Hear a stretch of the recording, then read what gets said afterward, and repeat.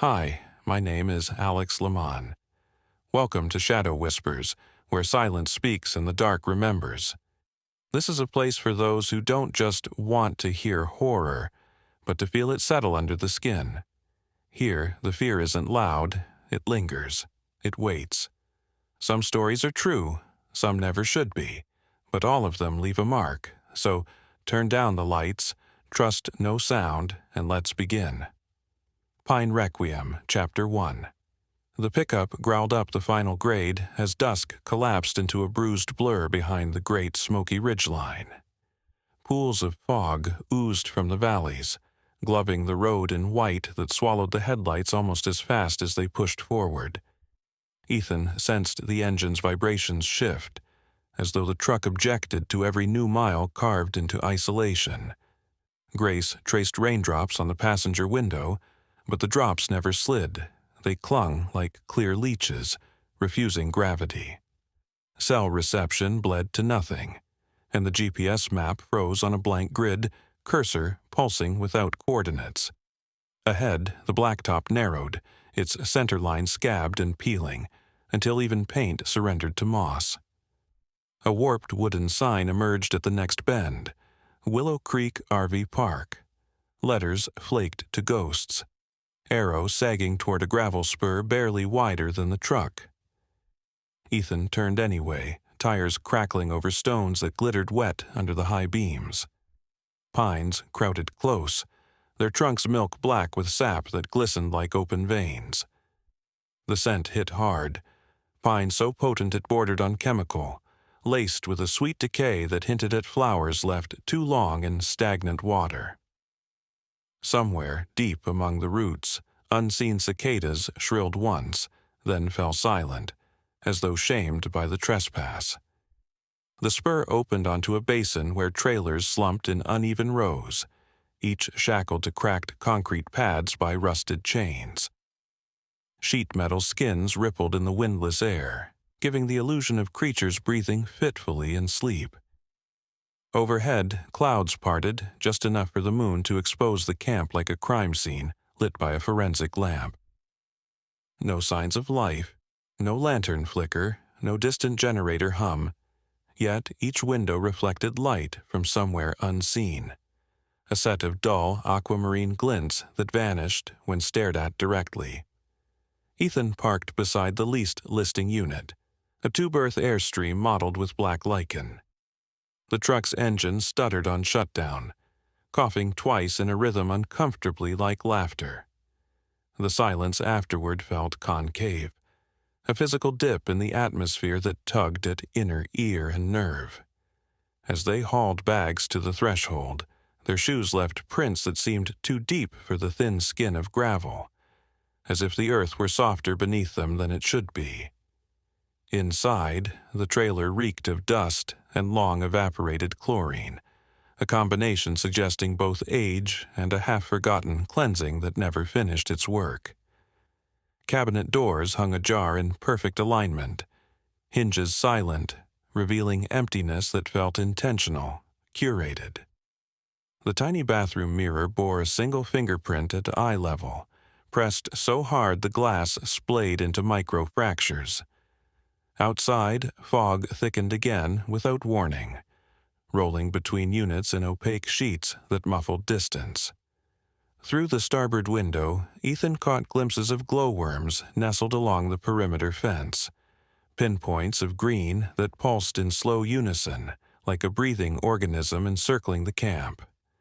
When he looked a second time, the lights were gone, but a score of pine needles clung to the window's exterior, forming an arrow pointing to the doorway. Night slipped past without ceremony, and a brittle calm settled.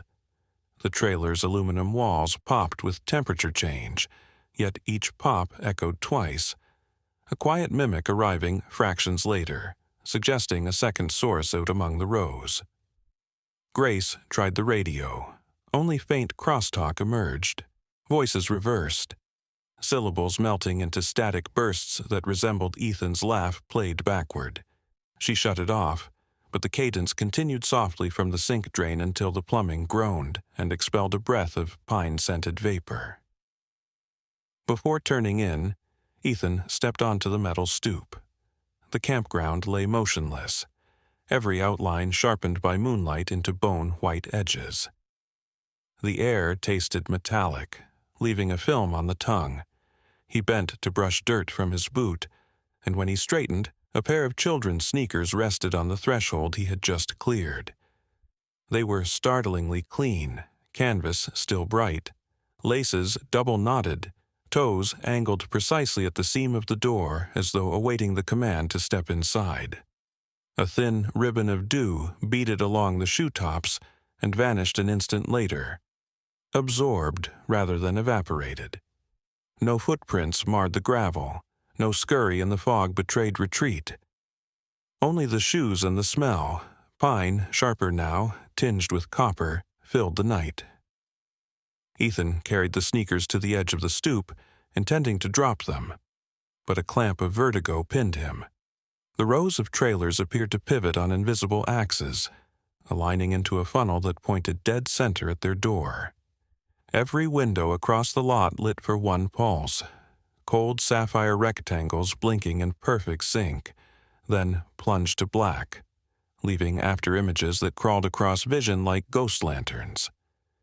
He retreated inside, shut the lock, and found that the sneakers had somehow returned to the entry mat, positioned exactly as before. The trailer lights flickered once, the radio hissed a fragment of reversed laughter, and the pine odor thickened until breath carried the taste of sap. Only then did the fog outside finally begin to move, coiling upward around the trailers as though preparing to speak. Chapter 2. Gray dawn seeped through seams in the aluminum shell, turning the trailer's interior into a dim aquarium of dust motes. Ethan woke first, throat dry, lungs coated with a resinous aftertaste that felt inhaled rather than dreamed. The sneakers were gone. Only two faint outlines of melted frost marked where they had rested, as if night heat had pooled around them. The door hinge sat half open, though he recalled locking it, and the metal knob wore a smear of pale sap that refused to wipe away. Outside, a milk-white mist still clung to the hollow, but light now revealed hundreds of chalk-gray pine needles arranged in perfect radial patterns around each trailer pad, spokes of a wheel pointing inward toward nothing. Grace stepped out, arms folded tight, and sank ankle-deep into soil that should have been firm gravel. The ground pulsed spongy, exhaling a damp warmth that smelled of turned mulch. When she lifted her boot, a tiny print of a bare foot emerged beneath the tread, no longer than a dollar bill, toes splayed unnaturally wide. Similar impressions dotted the paths, weaving between units and converging at their truck, where the driver's side door bore 3 new dents, each a neat oval, as though pressed by a powerful thumb. Ethan popped the hood to inspect damage. The battery cables had been severed, but ends fused together by some acidic impact, leaving a glossy black scar like cooled lava. The cut defied logic. No tool marks, no prey, simply sheared and rejoined in a shape resembling a delicate infinity symbol. He backed away, noticing the pine scent intensify whenever he inhaled near the engine bay. It clung to spark plugs, radiator fins, even the windshield reservoir, tainting washer fluid until it leaked maple-colored tears. They ventured to the park's office for a landline. The structure stood half-collapsed, yet the push-bar door opened with surprising ease, revealing an interior preserved like a museum tableau. Brochures fanned across the counter displayed images of Willow Creek crowded with laughing families. Photographs impossibly crisp, dated the current year. Ethan flipped one over and saw his own signature and pen on the liability waiver, though he had never seen the document before. The office calendar hung open to October, pages ahead of the present date, and every square carried a single word written in red crayon: Welcome. A wall map behind the desk depicted the campground layout. Someone had scratched a spiraling line from the entrance to their lot, terminating in an X-shaped, not like intersecting strokes, but like two skeletal footprints overlapped heel to heel. Grace's breath quickened as she noticed Polaroids pinned around the map. Each photo showed the same pair of children's sneakers resting before different trailers, some scorched black, others fresh with dew. In one, the sneakers stood afloat on a flooded pad, reflections forming faces where ripples met. Power lines overhead crackled, though no generator ran. From somewhere behind the office, a payphone rang, sharp and continuous. Ethan forced himself down the breezeway. The payphone hung in a corroded alcove, receiver swinging on its cord. He lifted it. The line breathed static. Then a child's voice whispered, "Come play," before dissolving into distant laughter that reversed itself, replaying forward and back in endless loop. He slammed the handset, but the ringing persisted inside the booth, vibrating through the handset's shell even on the hook. Silence reclaimed the park as they hurried back. The mist had thinned into ragged banners that drifted just above the ground, revealing the forest edge in fuller detail. Trunks sagged inward, bark peeling in scales that exposed pale flesh beneath. Sap bled from the wounds in thick ropes, pooling into shapes resembling figures hunched on all fours. Overhead, every bird was absent. Only a distant wind chime sounded, though none existed in the lot. The note it struck carried a dissonant interval that tugged nerves like fishhooks. Returning to the trailer, they found the radio crackling again, this time spitting intermittent bursts of coordinates that mapped a circle shrinking around their current position. Between bursts, it played Ethan's recorded voice reading numbers in a calm monotone, concluding each sequence with the same question, "Are you ready?" Grace killed the power, yet the speaker continued on battery that should not have survived the night. She hurled it outside. The device went silent in midair, landing upright without bounce.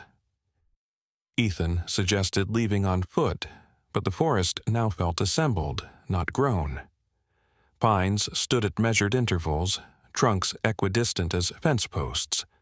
The path back to the highway had vanished beneath new shoots, vibrant green tips erupting from soil that steamed with unseen fermentation. He felt the ground subtly rhythm with his pulse, as if the park listened through earth itself. They retreated indoors to plan, only to discover wet prints of 6-toed feet walking ceiling to floor in looping figure eights, their edges still dripping with amber sap. The smell intensified until breath came labored, tongues coated with sweet rot. Outside, the radial pine designs had rearranged into fresh spirals. Spirals aimed once more at their door, narrowing with every heartbeat as morning bled toward an unnaturally silent afternoon. Chapter 3. Night descended without twilight, as though a shroud had been tossed over the campground in one motion. A pressure change warned of its arrival. The air thickened, windows bowed inward, and the seams of the trailer exuded faint pops like knuckles cracking in confession. Ethan turned the last battery lantern to full, but its beam struggled, swimming through rising shadow that behaved more like fog than darkness. Outside, the spirals of pine needles had tightened into a single coiled band encircling the trailer, each needle now glossy wet, reflecting lantern light in reptilian flashes. At 11:59, a hush fell so absolute that blood moving through veins sounded loud. Then a soft scratch broke the stillness. One stroke along the rear wall, no louder than a match head striking sandpaper. Grace stiffened, listening. A second scratch answered from the cupboard, then a third from the floor vent, each placement mapping a triangle that enclosed them. Scratch became shuffle. Shuffle segued into muffled taps resembling finger joints drumming drywall from the hidden side. The rhythm skittered faster. overlapping until every interior panel vibrated to an insectile scrabble. The trailer's thin insulation began to breathe. Behind the faux wood paneling, tiny lungs exhaled sap-scented air, pushing it through nail holes so that the walls sweated resinous beads. The beads merged into trickles that traced sentences across the surface, letters forming and melting too quickly to read. Ethan pressed his ear against the paneling. Voices slid out in overlapping layers. Children reciting alphabets in reverse, an old man humming "Home on the Range" off-key, a woman sobbing through clenched teeth. They spoke simultaneously yet never drowned each other, as if each occupied a private channel within the timber. When Grace leaned close, she heard her own voice among them, whispering an apology for something she had never done. The ceiling flexed downward in a shallow bow. From its center, a cluster of pine needles pierced the aluminum, entering like syringe tips dripping amber. The needles elongated, joined by more, weaving into a lattice that swayed gently as if stirred by underwater current. A wet plop sounded near the sink. A dollop of sap hit the counter and unfurled into a handprint, 6 fingers pressing outward, fingertips lifting as if testing the room's temperature. It withdrew, leaving a print that smoked faintly, its outline lined with tiny blistering vesicles. Radio static erupted without power, blooming from every appliance coil. The refrigerator compressor hummed on even though it had no electricity. Its door creaked open an inch, expelling a frigid gasp that stank of rotten lilies. In that sigh, a single word traveled, repeated 3 times in a voice composed of layered whispers, "Outside." Ethan flinched as the cupboard doors banged in sequence, steering the message around the confines of the room. Outside, outside, outside. The floorboards flexed, then lifted, as if something large crawled beneath the trailer chassis. Bolts groaned. A shadow spread across the linoleum, independent of lantern hue, elongating like ink spilled in zero gravity. It reached Ethan's boots, hesitated, then seeped upward, coating his laces in glistening black that pulsed to his heartbeat. He jerked back. The shadow snapped away, retreating into the seam between floor and wall where it pulsed like a waiting pupil. Grace pointed to the window. Beyond the glass, the radial pine coil unraveled, forming arrow shapes aimed toward a gap between 2 distant trailers. In that gap stood the woman they had seen on the map photos, dress stained, head tilted unnaturally, eye sockets blank. She raised her arm not in greeting but in slow orchestration, and every trailer light in the park flickered alive, aligning like runway lamps leading toward their door. A bass vibration joined the spectacle, distant yet growing, like 1,000 fists pounding damp earth in unison. Inside, the voices harmonized with the pounding, their syllables stretching into a chant that matched Ethan's and Grace's combined heartbeats. Cabinet handles rattled, screws backing out of wood as though lured by magnetism. The chant's cadence accelerated, and with each beat a bolt popped free from a wall bracket, the trailer itself loosening around them. Lantern light dimmed to embers, casting the interior into pulsing umber dusk. In that half-glow, Ethan saw the 6-fingered handprint slide across the counter under its own power, disappearing behind the stove with a wet squeal. Pressure peaked at midnight sharp. The chant ceased, the pounding stopped, the lights outside died. Silence, thick as tar, reclaimed the hollow. Then, through the nearest wall, a single gentle knock sounded, 1 knuckle, deliberate. It repeated twice more, patient, as if asking permission that politeness assumed would be granted. Ethan held his breath, knowing instinctively that the 3rd knock was an ultimatum. When it came, the lantern extinguished, and the trailer dissolved into starless dark where the walls continued to whisper at ear level. now describing in soothing detail exactly how their hearts tasted when mixed with pine. Chapter 4. A storm without thunder broke over Willow Creek an hour before moonrise, drops falling straight from the black without clouds or wind to ferry them. Rain struck the aluminum roof in slow-motion impacts, each bead exploding into the scent of raw pine so intense it burned the sinuses. Inside the trailer, Ethan watched rivulets slip down the panes in uneasy patterns, forking veins, never merging, always pointing inward. The resin fingerprint on the counter had multiplied into a procession of 6-fingered smears that crept toward the hallway like insect tracks. When the clock rolled to 1:13, every droplet beyond the windows froze mid-fall as though gravity paused.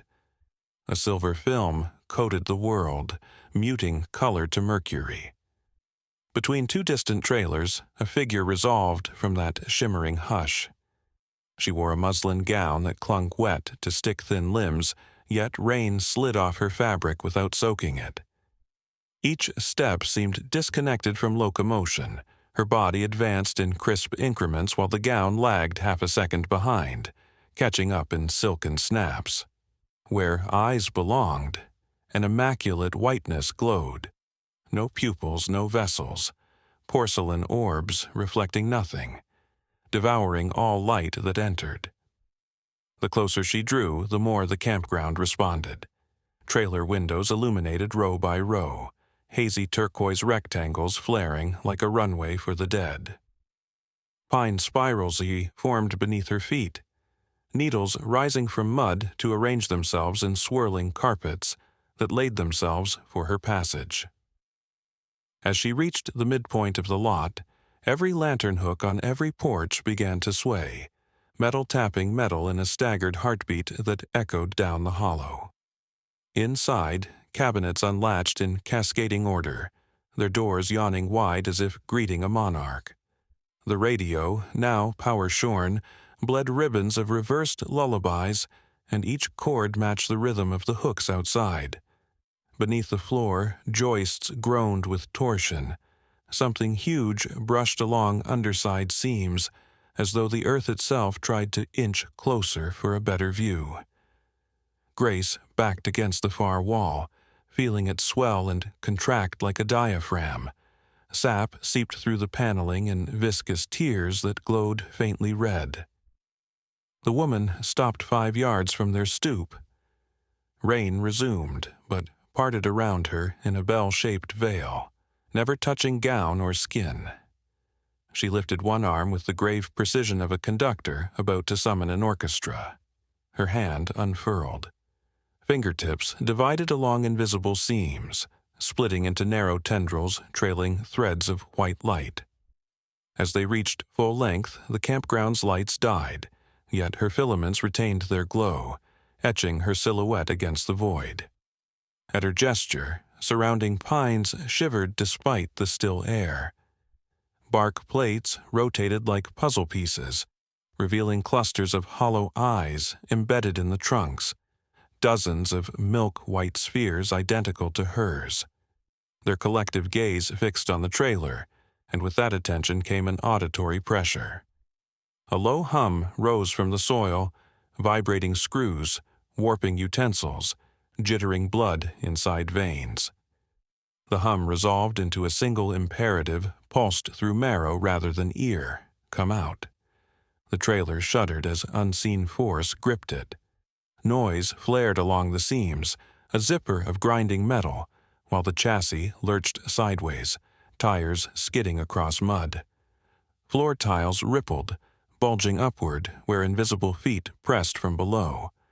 A sudden concussive bang flung the door inward, ripping its hinges. The woman did not enter. She remained at threshold, arms still raised, tendrils writhing like curious tongues tasting night air. Behind her, new figures bled from shadows. Tall, burlap-draped shapes, with the faces obscured by sacks slick with rain. They arranged themselves in concentric halves, blocking every route to the truck. Their arrival chilled the air, yet thickened the pine odor until it felt drinkable, syrupy, narcotic. Each figure lifted an object: broken radios, shards of mirrors, oxidized keys, offerings held as if in shrine procession, never touching their shrouded bodies. Inside, the six-fingered prints reached Grace's boots and continued up the wall, scaling to the ceiling where they turned downward, tracing a door shape above her head. The resin membrane of that phantom door rippled, bulged, and split, revealing a mirrored chamber where the couple stood already, backs turned, throats blooming dark red as unseen blades etched matching smiles. The vision popped like a bubble when Ethan hurled a skillet through the mirage, but the ceiling retained a crimson streak that slowly dripped back into the print lines, closing the wound. The white-eyed woman tilted her head, tendrils tightening into an arrow that pointed to Grace's chest. Ethan felt nails loosen from floorboards. The planks beneath him threatened to buckle, luring him toward the crawlspace alive with whispering soil. The woman's mouth cracked into view, no lips, only a fissure splitting skinless face, and issued a single clicking inhale that extinguished every flashlight filament, leaving the trailer in absolute dark, pierced only by twin pearl eyes at the open doorway and the metallic scraping of claws beginning their methodical assault on thin aluminum walls. Chapter 5. Shattered glass burst outward like a spray of frozen fireflies when Ethan drove the crowbar through the kitchenette window. Fragments hung in place for a heartbeat, suspended by some mocking physics, then rained onto the mud where they chimed and hissed as resin seeped over them. Sap lit each shard with ember glints, forming a makeshift constellation across the ground. The instant the pane broke, the wall behind them convulsed. Aluminum buckled inward beneath the weight of clawed hands, scoring parallel grooves into the metal. Every scratch emitted a shrill, metallic scream that climbed an octave at the end, as though the trailer itself begged for mercy. Grace shoved their backpacks through the new opening, climbed after them, and landed in mud that swallowed ankles with a hungry slurp. The air outside felt denser, charged with static that lifted hair and set teeth on edge. Needles of rain resumed, each drop so cold it burned, but water never reached skin. Instead, it evaporated mid-descent, leaving vapor trails that writhed like ghost serpents around their limbs. The white-eyed woman remained at the busted door, unmoving, though her tendrils stretched halfway across the clearing now, questing through space in lazy spirals that traced the pair's route. Figures flanking the lane turned their burlap hoods in unison, revealing faces neither human nor fully formed. Blank hollows of flesh where features attempted growth but froze mid-sprout. They did not chase. Instead, they parted gently, opening a corridor that pointed straight at the truck as if goading them to flee. The corridor radiated pine scent so concentrated Ethan tasted sap on his tongue with every breath, like syrup laced with iron filings. Their boots crashed through puddles that reflected upside-down stars swirling too fast for the heavens, droplets flipping orientation as if the sky beneath the water possessed its own weather. Each step triggered a chorus of tiny bells tinkling beneath the surface, unseen yet perfect in pitch. The hooded watchers closed ranks behind them after they passed, sealing the corridor with a wet sigh of burlap, knitting the lane out of existence. The truck loomed ahead, interior lamp flickering at schizophrenic intervals. As they neared, the dome light steadied, glowing blood red rather than white, revealing the cab's interior transformed. The seats had been flayed open, foam sculpted into child-sized footprints marching up the headrests and across the ceiling. The key dangled from the ignition, swinging through no breeze stirred within. Ethan's hand closed around the metal, and a pulse of heat shot up his arm. For a blinding second he saw himself seated, eyes milk-white, forehead pressed to the horn while the woman's tendrils threaded through his chest, cavity like puppet strings. Reality slammed back when Grace yanked the passenger door and dove in. Figures had advanced to the bumper line, still passive, yet exuding gravitational dread. Tendrils writhed above them, meeting overhead in an arch that crackled with staccato flashes of violet static, birthing silhouettes of children who scampered along the arc's underside, their laughter reversed and slowed to a demonic coo. Ethan twisted the key. The engine sputtered, gargled, died. He tried again. Dashboard gauges rotated 360 degrees, needles settling into impossible positions, temperature beyond boiling, fuel gauge crawling past full into symbols that looked like runes. A third crank exploded the radio at full volume, blasting the child's voice from the payphone reciting coordinates that shrank closer with every decimal. Ethan slammed the dash. Sparks jumped. The engine roared alive, coughing clouds of pine-scented fumes from the exhaust. Mud clung to tires like tar, refusing momentum. He floored the accelerator. Wheels spun, flinging clots that sizzled where they landed. The watchers tilted their sack heads, and a collective exhale washed over the truck, frosting every window in spiraling dendrites that spelled the word "stay" before fracturing. With a final lurch, the tires bit into earth, and the vehicle shot forward, bursting through the nearest figure. Burlap collapsed into a pile of pine needles and vermilion dust that ignited on contact, trailing sparks behind them. The gravel spur had become a winding artery of shattered mirror shards, each fragment reflecting alternate landscapes: snowy tundras, desert wastelands, black oceans, flickering under the wheels. Glass shredded rubber, yet the truck skimmed the surface as speed built, crunching staccato drums beneath. In the rearview mirror, Ethan watched the white-eyed woman drift to the center of the lane, gown flaring around her like blossom petals filmed in reverse. She raised both arms and every trailer light reignited, forming a glowing spine that arched toward the sky and collapsed into a cyclone of emerald fireflies chasing the retreating taillights.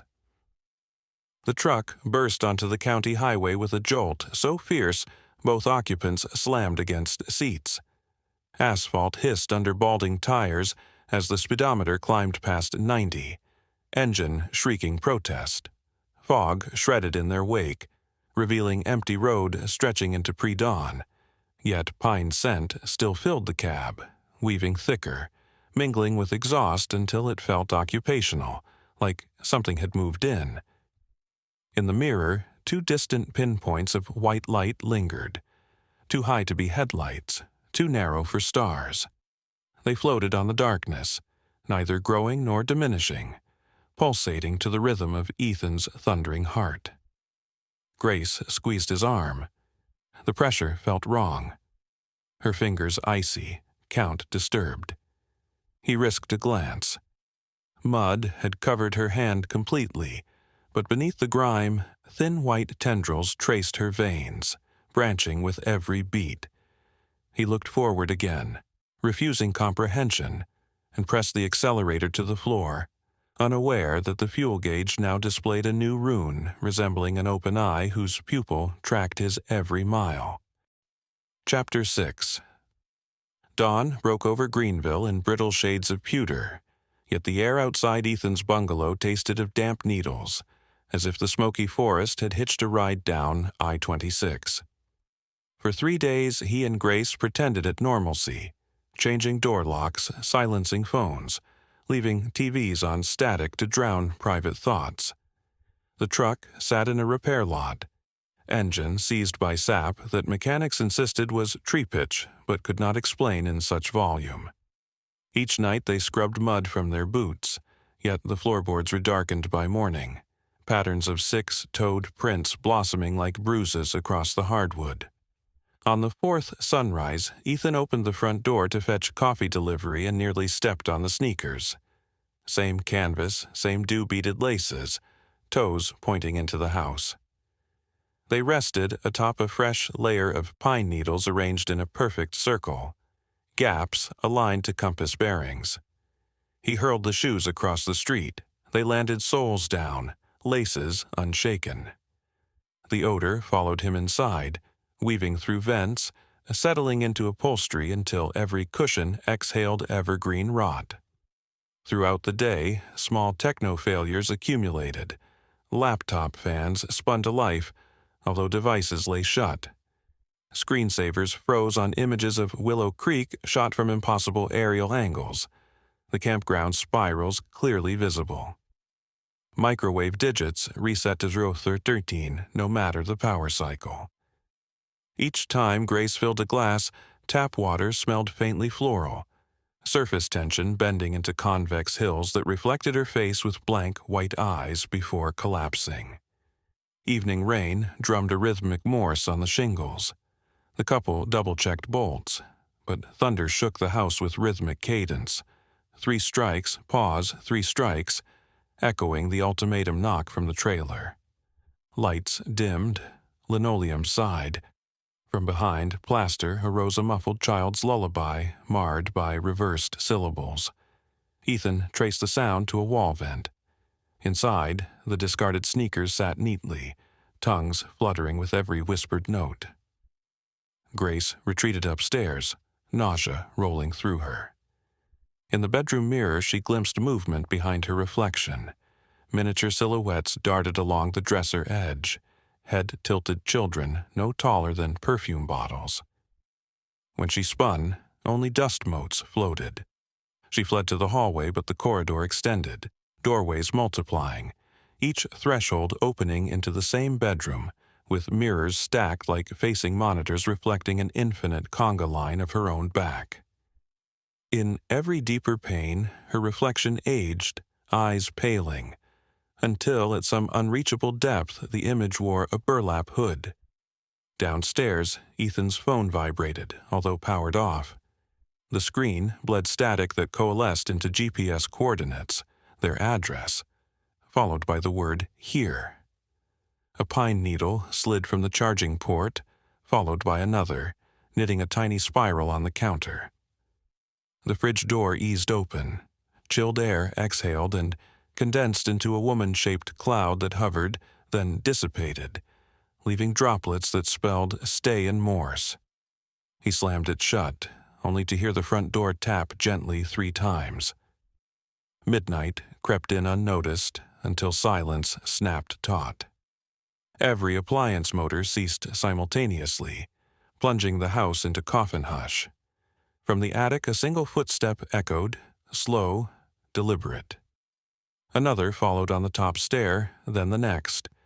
Boards creaked in perfect memory of those pacing the trailer roof. Grace descended, grip white on the balustrade.